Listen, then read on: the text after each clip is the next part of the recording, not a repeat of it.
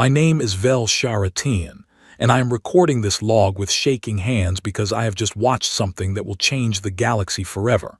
I am a xeno researcher from the Kreshtari species, and for 40 long cycles I have studied the creatures called humans.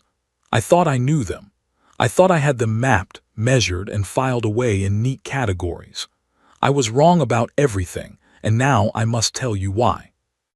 The alarm sounds ripped through my observation ship without warning. One moment I was eating my morning meal and writing a report about human trade patterns, and the next moment every screen on my vessel turned red. The Vorn Dominion had broken the ancient treaty. 10,000 of their crystal warships had crossed the border into human space, and they were heading straight for a small colony world called Threnody 4. I knew that name. I had visited that colony twice. It had only 3 million humans living on it, mostly farmers and miners and simple families. They had no real defense fleet. Their weapons were old. Their ships were slow. And now the most feared war machine in the galaxy was about to crush them like soft fruit under a heavy boot. My hands flew across the control panel as I tried to send a message to the Galactic Concord. Surely they would send help. Surely even the cold-hearted council would not watch 3 million souls vanish without lifting a single finger. But when the reply came back, my blood turned to ice inside my veins. The vote had been 43-2.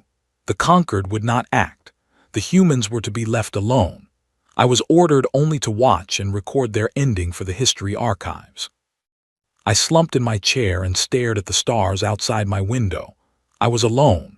I was going to witness the deletion of an entire species, and I could do nothing.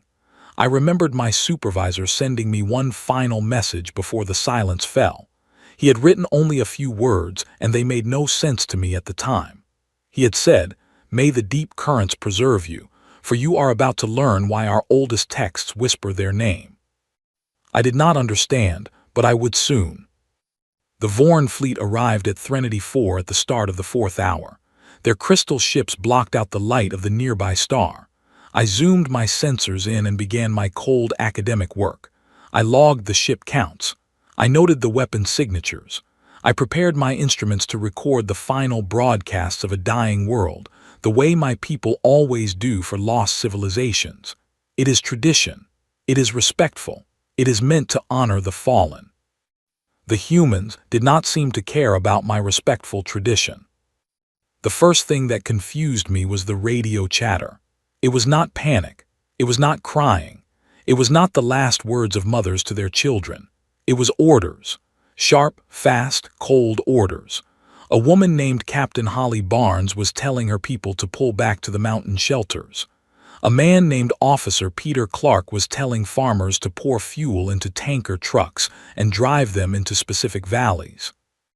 Another voice, a young pilot named Grace Whitman, was asking permission to load her small fighter with every bomb it could carry. These were not the sounds of a dying world. These were the sounds of people getting ready to work. The Vorn sent down their first wave of soldiers. 12,000 crystal troopers dropped from the sky in glowing pods. They were nearly unstoppable. Their armor could take hits from most galactic weapons and keep walking. Their own weapons could slice through steel walls like soft butter. In previous wars against other species, these soldiers had taken entire cities in a single afternoon. On Threnody 4, they did not even last 3 days. I watched through my sensors in a kind of frozen wonder. The humans did not fight like any species I had ever studied. When the Vorn troops landed near a small town called Brookfield, I expected the humans to flee or beg for mercy. Instead, the townspeople had already moved. The streets were empty. The buildings were empty. But as the Vorn marched through the town center, the ground beneath them simply opened up. The humans had dug tunnels under their own roads and filled them with mining explosives. An entire Vorn company was swallowed by the earth in a single blink. I wrote in my log, the humans destroyed their own town to trap the enemy. What kind of mind does that? The tactics grew stranger by the hour. At a place called Ridge Valley, the Vorn sent a massive walking machine, taller than 10 men, armed with cannons that could knock down mountains. A single human child, a small boy of maybe 11 cycles, ran out from a hiding spot with something in his hands. I zoomed in to see what weapon he carried. It was not a weapon. It was a metal box connected to a car battery. He threw it at the walker, pressed a button on a little remote, and the machine simply stopped moving. Its crystal systems froze. Its lights went dark. The boy had built a pulse device from kitchen parts and old electronics he found in a garage. I replayed that video 20 times. I could not understand it. My species has tried for 9,000 cycles to disable Vorn technology. We have never succeeded. A human child did it with spare parts in a week. By the end of the third day, something even more troubling began to happen. The humans were no longer just defending themselves. They were learning. They were studying every crashed Vorn ship, every broken weapon, every captured soldier. And they were turning those things into new tools. I watched a group of human engineers take a damaged Vorn rifle, strip it down to its core, and within 2 days they had built a working copy, except the human version fired twice as fast and weighed half as much. This was impossible. This was against every rule of how civilizations develop. A species is supposed to need centuries to understand alien technology. The humans were doing it in days, in hours sometimes. I sent another message to the conquered. I told them what I was seeing. I told them the humans were not dying according to our predictions. The response was short and cold. Continue to observe. Do not interfere. Do not make contact with the subject species. But I was no longer watching a subject species. I was watching something I did not have a name for yet. On the 5th day, I saw the moment that broke something inside my mind forever. A Vorn dreadnought, one of the biggest warships in the galaxy, moved into low orbit above the human capital. It was preparing to fire its main cannon, a weapon powerful enough to crack a planet in half. The humans had no ship that could match it. They had no weapon that could stop it. In any normal war, this would be the ending. This would be the final page of the human story. Then a small human cargo ship, a simple freighter used for hauling grain and metal ore, lifted off from the surface. It was not a warship. It had no weapons. Its pilot was a woman named Mary Donnell, a 50-year-old grandmother who had been a simple farmer the week before. She flew her slow, heavy freighter straight up toward the dreadnought. The Vorn ignored her. They thought she was running away. They thought she was trying to escape. She was not escaping. She pushed her ship faster than it was ever built to go. Warning lights must have filled her cockpit. Her engines must have been screaming. She aimed her freighter at the exact weak point of the dreadnought, the small gap in its armor where the main cannon was preparing to fire. And then she turned off her safety systems and let her engine core overload. Her ship struck the dreadnought directly at the cannon mouth. The explosion tore the great warship apart from the inside.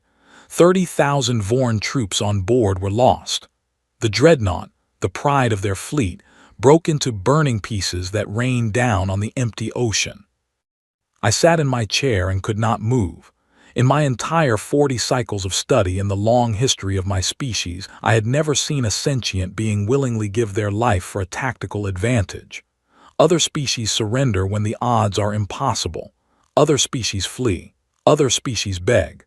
The humans did none of these things. The humans had chosen, and the choice was not survival. The choice was cost.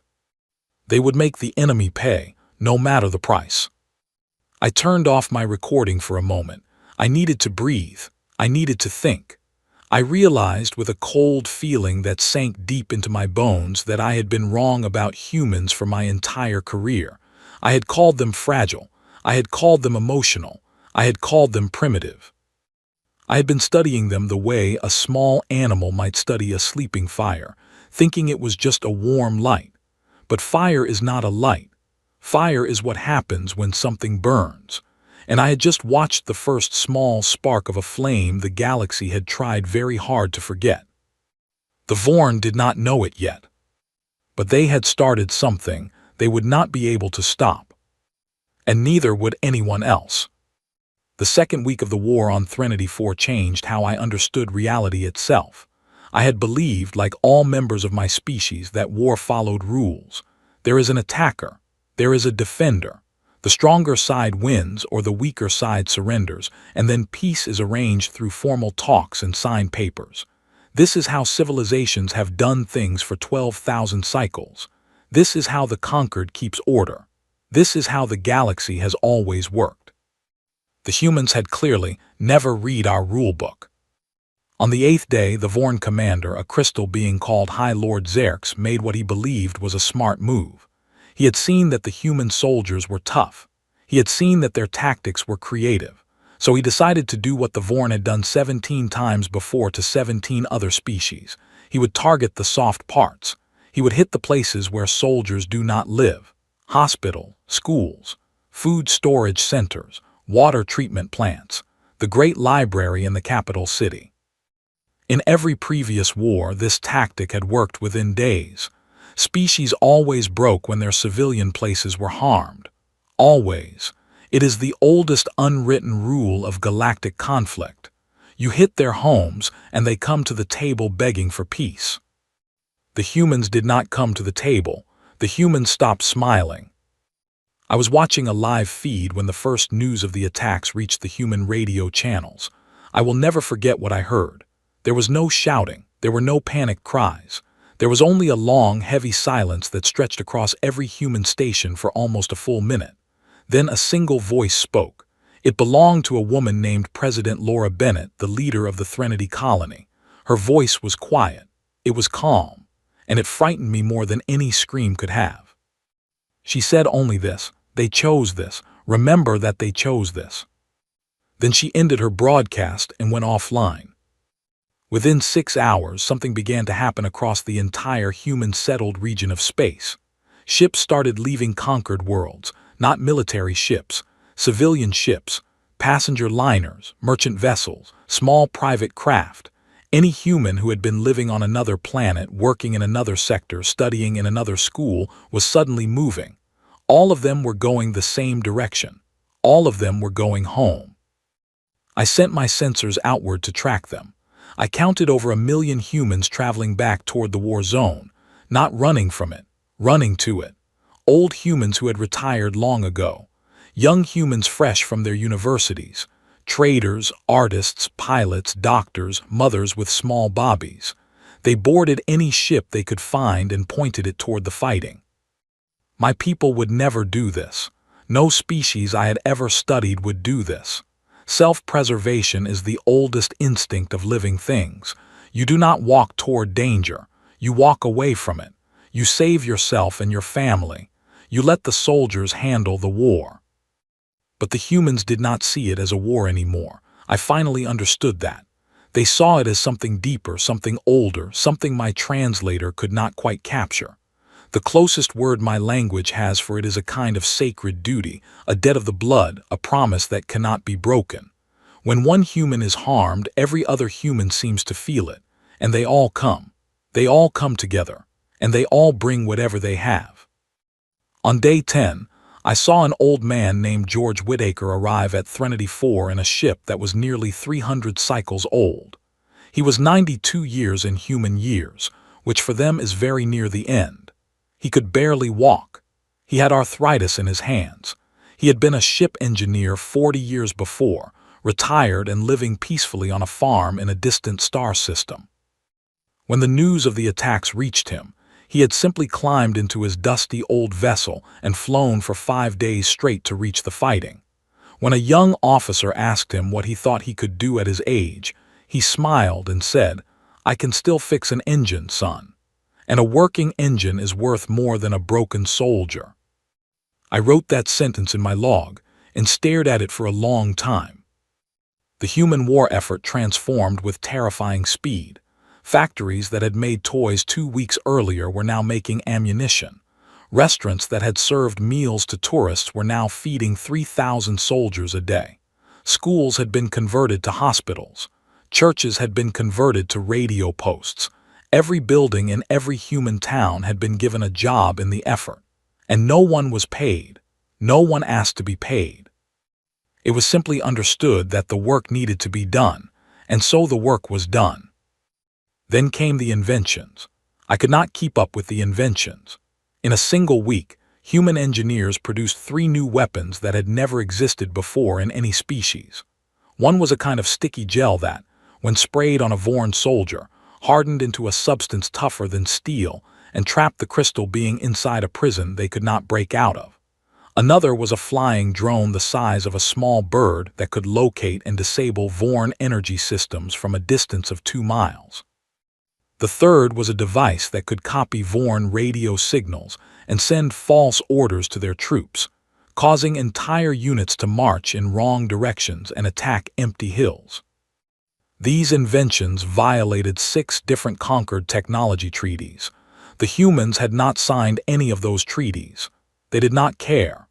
They were not interested in rules written by councils who had refused to help them. I sent another report to my supervisors. This time, I did not hold back. I wrote, the subject species is not following predicted patterns of behavior. Their rate of adaptation is beyond all records. Their willingness to sacrifice is beyond all estimates. I recommend immediate review of all previous human intelligence files. I believe we have been badly wrong about this species for a very long time. This time, the conquered did respond. But the reply came not from my supervisor and not from the General Council. It came from the Hall of Archives itself, from the office of the Chief Record Keeper, an ancient being whose name had not been spoken in public for 200 cycles. The message was 3 lines long. It said, continue your observations. Send daily reports. Under no circumstances are you to leave your post or attempt to return to conquered space. This matter is now classified above your station. I stared at those words for a long time. A cold feeling spread through me. The conquered was afraid, not of the Vorn who were losing badly. They were afraid of what I was seeing. They were afraid of what was waking up. And I realized something else. They had seen this before. My people had seen this before. Somewhere, long ago, something had happened that made the conquered lock down human history and bury it so deep that not even their own researchers knew the full story. I needed to find out what it was. But first, I had to keep watching the present because the present was about to become even more terrifying. The human response to the hospital attacks was not to retreat. It was not to negotiate. It was to advance. By the 12th day, the humans had pushed the Vorn off the main continent of Threnody 4 and had captured 3 Vorn warships intact. Not destroyed. Captured. The humans were flying Vorn ships now, with crystal weapons in human hands, and they were using those ships to attack the Vorn supply lines in orbit. I want to explain how impossible this is. Other species have captured Vorn ships before. No species has ever been able to use one. Vorn technology requires crystal-based thinking. Their controls respond only to beings with hive minds connected by shared frequencies. For a normal biological species to pilot a Vorn ship is supposed to be like trying to play a song on an instrument that only responds to the sun. The humans figured it out in 6 days. I still do not fully understand how. Some reports say they managed to trick the Vorn systems by running them through human computers that acted as translators. Other reports say they captured a Vorn queen and forced her mind to run the ships while they gave orders. I was not able to confirm which story was true. Maybe both were. Maybe neither. With humans, the line between truth and legend moves very quickly. By day 15, the Vorn High Command made a decision that my people would never have made. They decided to call for help. The Vorn Dominion, the feared devourer of 17 civilizations, sent out a formal request for allies to join their side of the war. No species responded. Not one. Not even the Vorn clients who had served them for centuries. Everyone had seen the reports coming out of human space. Everyone had watched what happened to the Crystal Walker destroyed by a child. Everyone had heard about the grandmother who flew a grain freighter into a dreadnought. The galaxy, very quietly and without saying it out loud, had decided to stay out of humanity's way. High Lord Xerx, the Vorn commander, made one more attempt. He offered the humans a ceasefire. He offered to return to the pre-war borders. He offered compensation for the attacks on the hospitals and schools. He offered to give the humans one of his own planets as reparation. It was a generous offer by any galactic standard. Most species would have accepted. The human response came from President Laura Bennett again. Her voice was still calm, still quiet, but now there was something in it that made my skin feel cold even though I was parsecs away on a ship with climate controls. She said, "We are not fighting for borders. We are not fighting for payment. We are not fighting for apologies. You came into our homes. You harmed our children. You attacked our sick in their beds. You have made this something much bigger than a war. You have made this a lesson. And the lesson is not finished yet. We will tell you when it is finished. Until then, do not speak to us again." She ended the broadcast. And that was when I understood, with a clarity that felt like ice water pouring into my mind, that the Vorn Dominion was not going to survive this. They were not going to lose a war and retreat to their homeworld. They were not going to sign a peace treaty and shrink into a smaller empire. Something else was going to happen to them. Something the galaxy had not seen in a very long time. The humans were not fighting to win. Winning was already decided. The humans were fighting to make a point so clear, so loud, so complete, that no species in the next 10,000 cycles would ever even think about doing what the Vorn had done. I sat in my ship and recorded everything, and I began to wonder with a fear I could not shake what my people had hidden from me. What had the conquered seen before? What had the humans done long ago that made the oldest records whisper their name? I was about to find out, and the knowing was going to change me forever. The message arrived on day 23 of the war, and it came through a channel I had not seen active in my entire career. It was a secure line directly from the chief record keeper of the conquered, the oldest living member of our government, a being who had served in the archives for over 700 cycles. The message contained a single file, marked with the highest level of secrecy our species uses. It was called simply, the Kepler 9 Incident. I opened the file with trembling hands. What I read changed everything I thought I knew about the galaxy, about history, and about the species I had been studying for 40 long cycles. 200 years ago, before I was born, before my parents were born, a human colony ship carrying 30,000 souls had been traveling through a quiet region of space known as the Kepler sector. It was a family ship, full of farmers and teachers and small children and elderly grandparents heading to a new world for a peaceful life. They had no weapons. They had no soldiers. They were not threatening anyone. They were simply moving from one place to another, the way peaceful people have always done. They were intercepted by a species called the Oral Ath. The Oral Ath were a mid-sized civilization at the time.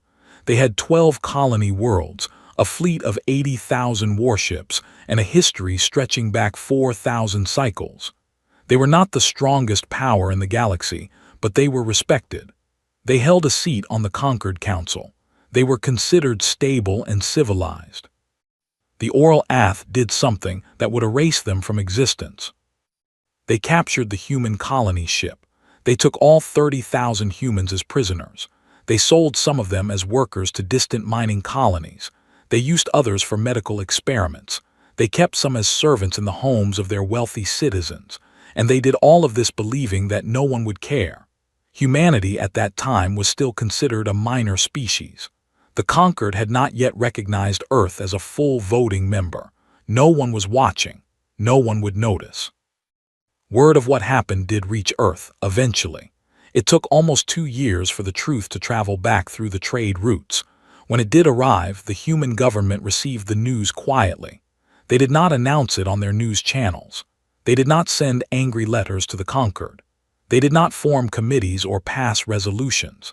They simply closed their borders, recalled every human citizen working in other star systems, and went silent. For 60 years, the galaxy forgot about the Kepler 9 incident. The Oral Ath did not forget. They had tried to return some of the surviving humans once they realized the situation might become political. But by then the humans were not responding to any message. The conquered assumed humanity had simply accepted the loss and moved on. After all, what could a small species do against an established power? 60 years is a long time for humans, 3 generations. The children of the survivors grew up hearing stories. Their children grew up learning names. Names of grandparents who had been lost. Names of villages that had disappeared. Names of a species called the Oral Ath. Then one day, the humans simply arrived. I read the classified report and I could not believe the words on my screen. The humans did not declare war. They did not send a warning. They did not ask the conquered for permission. A fleet appeared in Oral Ath space, a fleet the galaxy did not know humanity possessed, and it carried out what the report could only describe as a complete and total correction of history. The Oral Ath homeworld was evacuated of its population, every last citizen removed to distant refugee camps, before being carefully and systematically stripped of all military infrastructure.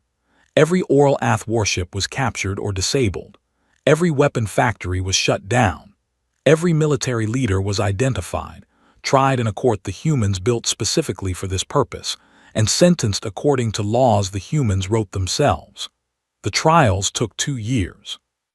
The sentences were long, the humans were thorough. But it did not stop there. The humans dismantled Oral Ath civilization piece by piece. They rewrote the Oral Ath education system. They placed every Oral Ath citizen under a monitoring program that lasted 3 generations. They banned the Oral Ath language from official use across the galaxy. They took the Oral Ath homeworld and renamed it. They returned every surviving human prisoner, or the remains of those who had died, and they built memorials with the names of the lost carved into great stone walls that still stand today. When the Oral Ath were finally allowed to rebuild, they were no longer a civilization. They were a small population of 60,000 beings living on a managed reservation world, speaking a new language that had been given to them, with their old culture studied only in human museums. The conquered had tried to stop the humans halfway through the process. The humans had not responded to a single message. They simply finished what they had come to finish, and then they went home. The final line of the classified report was a quote from the chief seer of the conquered at the time, a wise old being who had seen many terrible things in his long life. He wrote, "They do not have a word for enough. We must never teach them one. We must never give them another reason to remember." I closed the file and sat in silence for a very long time. I understood now. I understood why my supervisor had sent me that strange warning. I understood why the conquered had refused to help the humans against the Vorn. They had not been abandoning the humans to be destroyed. They had been trying to keep the humans asleep. They had been hoping in their desperate way that the Vorn would win quickly and quietly, that the humans would be reduced before they remembered who they were. The plan had failed. The humans were fully awake now, and the Vorn had just learned what the Oral Ath had learned 200 years before. I turned my sensors back to the war zone. The situation had changed again while I was reading. The Vorn were retreating. Their remaining fleet was pulling back through the wormhole network, heading home to their own space, hopping to regroup behind their defensive lines. They had lost 40% of their armada. They had lost 70,000 ships. Their invasion was finished. But the humans were not stopping at the border. I watched in stunned quiet as the human fleet crossed into Vorn territory. No declaration, no warning, no formal statement. They simply crossed the line and kept going. The conquered went into emergency session. They sent urgent messages to President Laura Bennett, demanding that she recall her forces. They offered to mediate. They offered to punish the Vorn through official channels. They offered anything they could think of to stop what was about to happen. President Bennett's response was short. It said, "You had your chance to act and you chose not to. This matter is no longer your concern. Please do not interrupt us again." She did not respond to any further messages. For the next 94 days I watched the Vorn Dominion end, not defeated, not conquered, ended. The humans moved through Vorn space with a precision that was almost artistic. They did not attack Vorn cities. They did not harm Vorn civilians. They did not behave like an angry mob or a raging fire. They behaved like careful workers doing a job that needed to be done correctly. Every Vorn military base was neutralized. Every Vorn fleet was captured.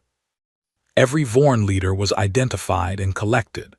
The Vorn homeworld was surrounded so completely that not a single ship could leave or enter. High Lord Xerxes tried to surrender. He offered his own life in exchange for peace. He offered to hand over every weapon the Vorn possessed. He offered to place the Vorn dominion under human rule forever. The humans accepted none of these offers. They did not want surrender. Surrender was the beginning of a process they did not need. They already had what they wanted. On day 70 of the campaign, I heard a new voice on the human communication channels. It belonged to an admiral named William Thatcher. He was a tall, quiet man with gray hair and calm eyes. When he spoke, he did not sound angry. He did not sound tired. He sounded like a teacher explaining something important to children who had not been listening. He said, "You came to our homes. You harmed our families. You attacked our sick in their beds. You attacked our children in their schools. You believed we were too weak and too small to make you pay for this. We are now answering the question you asked. We are showing you the answer slowly and carefully because we want you to understand it, and we want everyone watching to understand it as well. There is no lesson if there is no learning, and this lesson has been a long time coming." He paused, then he added one more line. He said, "We do not enjoy this work, but the work must be done, and we are the only ones who will do it." The broadcast ended. I had been studying humans for 40 cycles. I had read their history. I had eaten their food. I had spoken their languages. I had written papers about their strange customs and their emotional lives. I thought I knew them. I had known nothing. The humans finished their work on the Vorn in the 94th day. The Vorn Dominion, which had existed for 11,000 cycles, which had crushed 17 civilizations before, which had been the terror of the eastern arm of the galaxy, was now a small, quiet population living on a managed world under a new name, speaking a new language, teaching their children a new history. It had taken the humans less than 100 days to do what the conquered could not have imagined doing in 1,000 years. And that was when I understood, finally and completely, why the oldest texts of my species used a single word to describe humans in their deepest archives. The word was mor'un.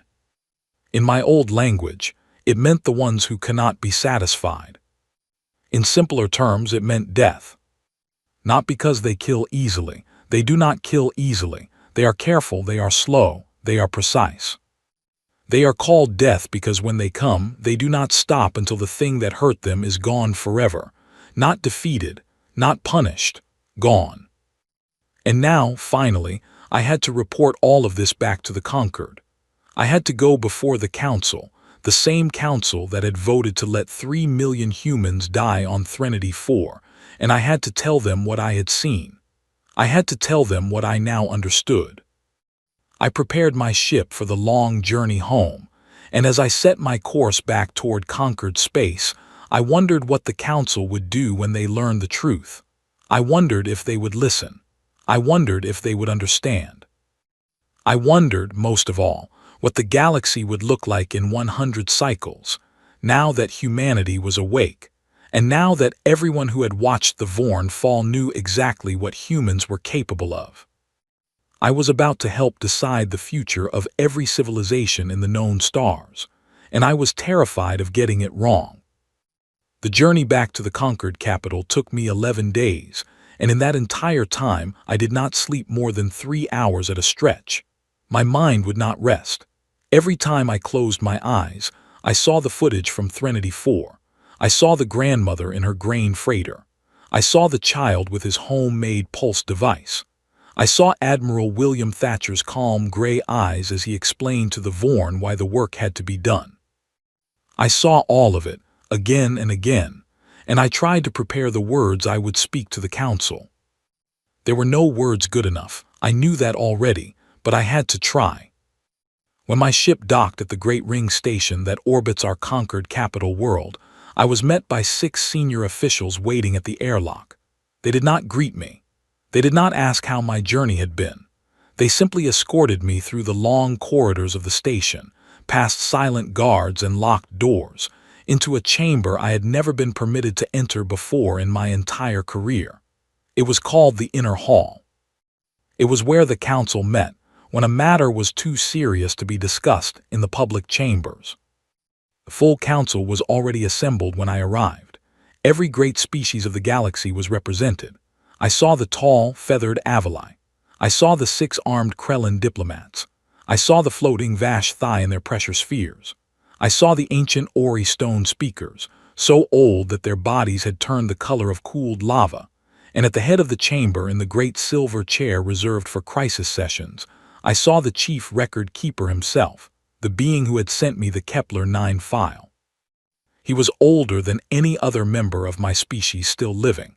His eyes had seen more history than all other eyes in the room combined. I was brought to the speaker's platform. The chamber fell silent.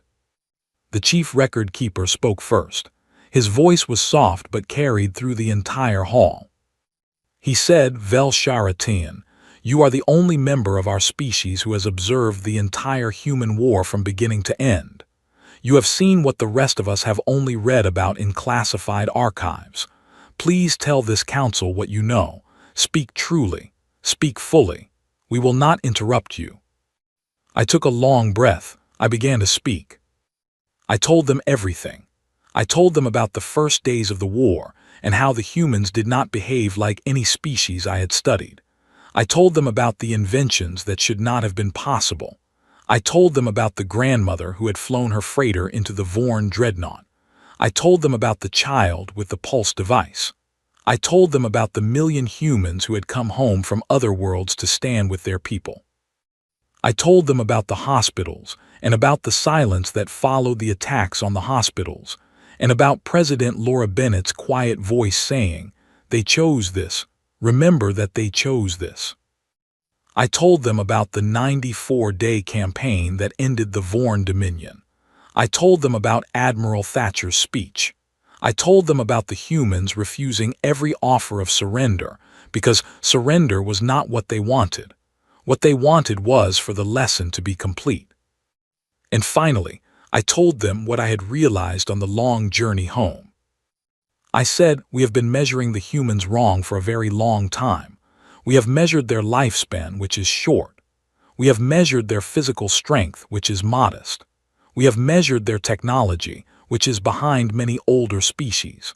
We have measured their wealth, their population, their fleet size, and all of these measurements have told us that they are not an important civilization. But we have been measuring the wrong things."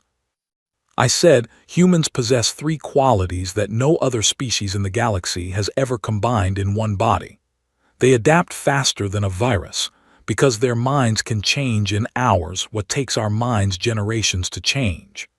They bond to each other with a loyalty that does not weaken, so that when one human is harmed, every human feels it as their own harm. And they remember everything forever, and they teach it to their children, and their children teach it to theirs, so that a wrong done to humans today will still be remembered clearly 300 years from now.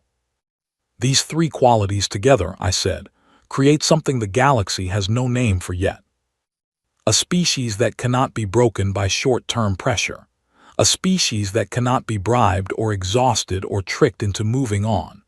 A species that simply waits and remembers and grows stronger while it waits, and then arrives when it is ready, not when anyone else expects it." I said the Vorn did not lose a war. The Vorn were reviewed. The Vorn were audited. The humans did not see them as an enemy army. The humans saw them as a problem to be solved, carefully and permanently. The council was silent when I finished speaking. I stood on the platform and waited. I could hear my own breathing. I could hear the soft hum of the chamber's life support systems. I could hear very faintly, the sound of something shifting behind me, and when I turned, I saw that the chief record keeper had risen from his chair. He walked slowly to the platform. He stopped beside me. He looked out at the assembled council for a long moment. Then he began to speak. He said, 200 cycles ago, I stood in this same chamber, and I voted with the majority to seal the Kepler-9 records. I voted to hide the truth of the humans from our own researchers, from our own children, from our own historians. I believed at the time that if we did not speak of them, they might forget themselves. I believed that if we left them alone and did not disturb them, they would sleep, and the galaxy would never have to face what they are. He paused. He said, I was wrong. I have been wrong for 200 cycles. You cannot hide a fire by closing your eyes. You can only pretend it is not burning. The fire burns anyway, and the humans have always been burning. We simply chose not to see it. He turned to me. His ancient eyes looked into mine.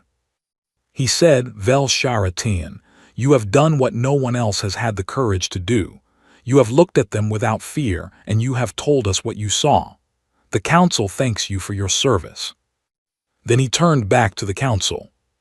He said, we must make 3 decisions today, and we must make them correctly, or we will not survive the consequences. The first decision, he said, is about the Sol exclusion zone. 200 years ago, we placed a quarantine around human space. We told the humans it was for their own protection. It was not. It was for ours. We believed that keeping them contained would keep them small. This policy has failed. The humans have grown anyway. They have grown stronger and they have grown angrier, and every cycle that we pretend we are in charge of them is a cycle that confirms to them that we cannot be trusted. We must end the exclusion zone today. We must apologize to the humans publicly. We must admit that we were afraid and that our fear made us foolish. There were some quiet murmurs in the chamber, but no one objected openly. He continued, the second decision is about the council itself. Humanity must be given a permanent seat with full voting rights at the highest level of this government.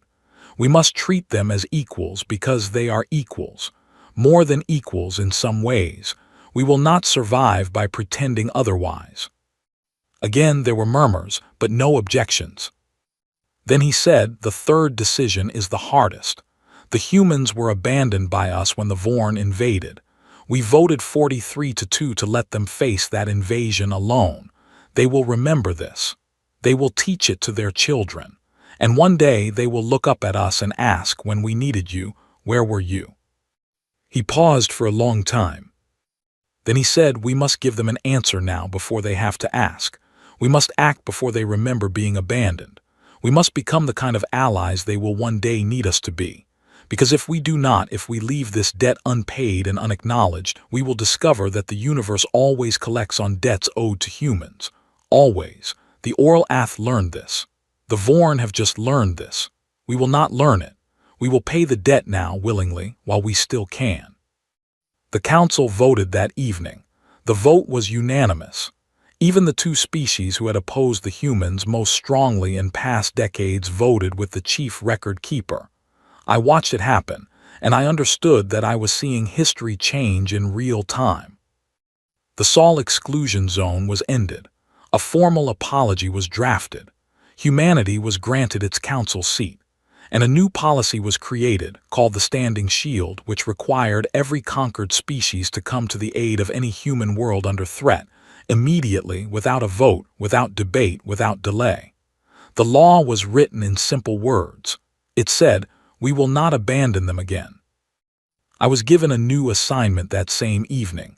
I was made the first permanent ambassador from our species to the human homeworld. I was told it was an honor.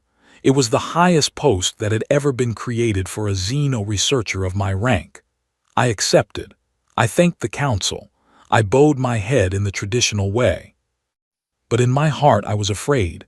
I was still afraid. I traveled to Earth 3 weeks later. It was my first time seeing the human homeworld. I had expected a grim place, a world hardened by war and memory. What I found was different. Earth was blue and green and full of life. Its cities were noisy and bright. Its children played in parks. Its elderly sat on benches in the sun. Its markets were loud with bargaining. Its music was loud and strange and somehow beautiful to my ears. I met President Laura Bennett on my first day. She was a small woman with kind eyes, shorter than I had expected. She greeted me with a warm smile and offered me tea. She apologized for the weather, which was raining. She asked about my journey. She asked about my family. She was not cold. She was not threatening. She was a grandmother who liked her garden and her grandchildren and the quiet evenings on her porch. I had watched this woman end the Vorn Dominion with 3 sentences spoken into a microphone. During our long conversation, I finally asked her the question that had been in my mind for months. I asked her, "Why did you do it? Why did you not accept the ceasefire? Why did you not take the planet they offered? Why did you pursue them all the way to their homeworld and dismantle everything they were?" She looked at me for a long moment. She sipped her tea. Then she said something I will carry in my heart until the end of my cycles. She said, "Because we do not live long lives, my friend. We only get 70 or 80 years, most of us. In that short time, we learn to love a few people very deeply. Our parents, our children, our neighbors, our friends. When those people are harmed, we cannot wait. We do not have time to wait. We have to answer quickly, and we have to answer completely because we might not be here tomorrow to answer at all. Other species live for hundreds of years. They can afford to be patient. They can afford to let a wrong sit for a generation and hope it fades. We cannot. Our short lives make our love sharper. Our short lives make our memory heavier. Our short lives make us what we are." She sipped her tea again. She smiled, a sad and tired smile. Then she added, "The galaxy calls us death. I know that, we know that, but it is not true. We are not death. We are just people who refuse to let bad things go unanswered because we will not be here long enough to have that luxury. We are people who pay our debts and collect our debts because we only have one life to do it in. If that makes us frightening to longer-lived species, I am sorry, but we will not change. We cannot change. It is simply who we are." I sat with her words for a long time. I understood them. For the first time in 40 cycles of study, I truly understood the humans. They were not monsters, they were not gods, they were not death.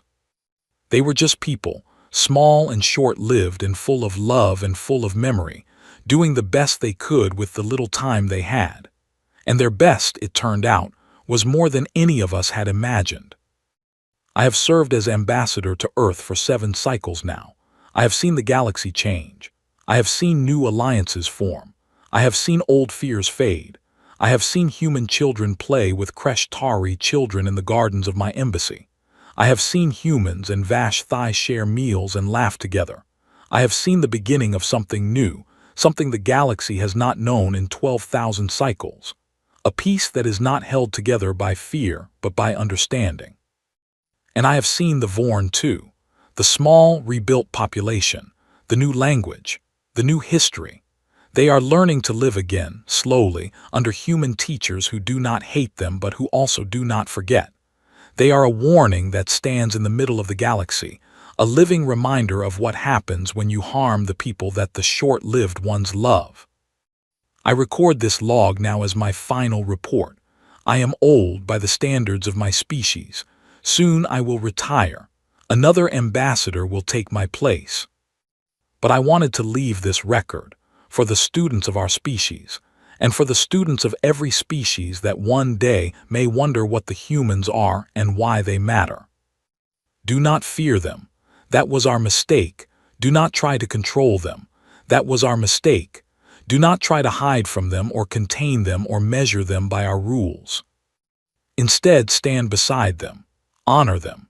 Remember that they love quickly and deeply because they do not live long. Remember that they answer wrongs completely because they cannot afford to leave wrongs unanswered. Remember that they are not death. They are life lived at full speed, lived with full heart, lived with the knowledge that every day must count. The galaxy whispered their name in fear for 12,000 cycles. Now we speak their name with respect. And in time, I hope, we will speak their name with love. Because they deserve it. They earned it. and the universe at last has learned to see them truly. This is Vel Sharatin, ambassador to Earth, signing off my final log. May the deep currents carry all of us forward together, into whatever comes next.